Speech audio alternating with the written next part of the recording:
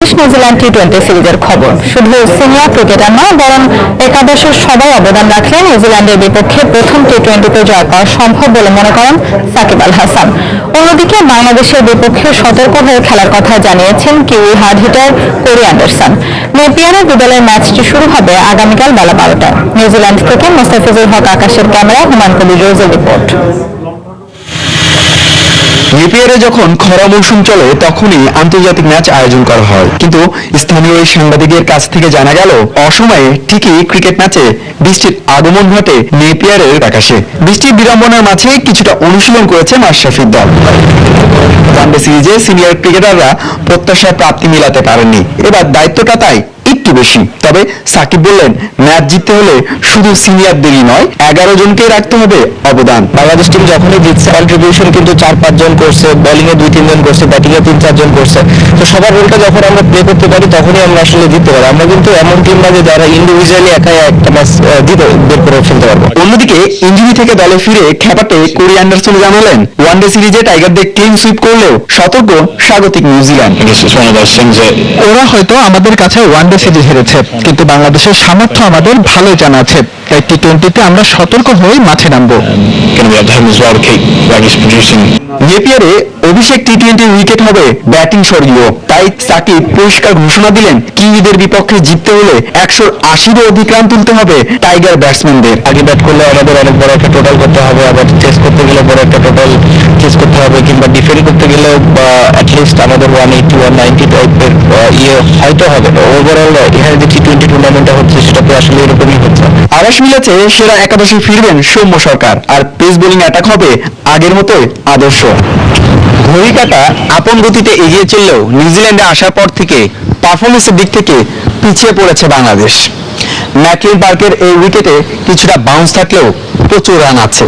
তাই একটি জয়ের খুঁজে তীর্থের কাকের মতো হয়ে থাকা তামিম, সাকিব, সৌম্য, সাব্বিরদের দায়িত্ব নিয়ে খেলতে হবে আগ্রাসী ব্যাটিং। নেপিয়ারের ম্যাকলিন পার্ক থেকে হুমায়ুন কবির রোজ, সময় সংবাদ, নিউজিল্যান্ড। টি-20 সিরিজে নিউজিল্যান্ডকে চমকে দিতে পারে বাংলাদেশ। সময় সংবাদকে এমনটাই জানিয়েছেন কিউই সাবেক ক্রিকেটার সাইমন টুল। তিনি জানান, নিউজিল্যান্ডের মাটিতে বাংলাদেশের পারফরমেন্স নিয়ে যারা সমালোচনা করছে তারা ঠিক করছে না, কেননা সব দেশের ক্ষেত্রে পারফরমেন্সের এমন ওঠানামা হতে পারে। নেপিয়ার থেকে সাইমন টুলের বিশেষ সাক্ষাৎকারের বিস্তারিত জানাচ্ছেন হুমায়ুন কবির রোজ। ক্যামেরায় ছিলেন মোস্তাফিজুল হক আকাশ। গেল 2 ওয়ানডেতে ব্যাটিংয়ে স্বপ্নের শুরুর পর এই ব্যাটসম্যানরা ডুবিয়েছেন বাংলাদেশের স্বপ্নের জাহাজ। তাই প্রশ্নের তীরগুলো তাদের দিকেই। প্রশ্নবিদ্ধ ব্যাটসম্যানদের কারণে পুরো দল স্বাভাবিকভাবেই মানসিক দিক থেকে পিছিয়ে। কিন্তু টি-20 সিরিজে নিউজিল্যান্ডের সাবেক এই তারকা ক্রিকেটারের বিশ্বাস, এই বাংলাদেশ ঠিকই বাউন্স ব্যাক করবে। ওয়ানডেতে অন্তত একটি ম্যাচ জেতা উচিত ছিল বাংলাদেশের। অভিজ্ঞতার কারণে তারা তা পারেনি। তবে এই দলটির মাঝে আছে দারুণ জয়ের কথা। দেখবেন টি-20তে নিউজিল্যান্ডকে তারা চমকে দিবে, কারণ বাংলাদেশের সেই সক্ষমতা আছে। অন্য সবার মতো সাবেক এই কিউই পেসার বাংলাদেশের সিনিয়র ব্যাটসম্যানদের দায়িত্ব নিয়ে প্রশ্ন তুললেন।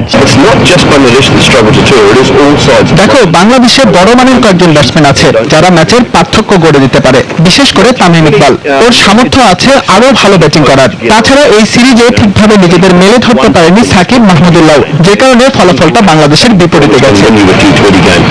ঘরের মাঠে টানা 6টি ওয়ানডে সিরিজ জয়ের পর ইংলিশ গ্রেট ইয়ান বোথাম বলেছিলেন, পরিণত দল হতে হলে শুধু ঘরের মাঠেই নয়, বাংলাদেশকে বিদেশের মাটিতেও সাফল্য আনতে হবে। তবে সাইমন অবশ্য ওই প্রসঙ্গে মাশরাফি দলের পাশে দাঁড়ালেন।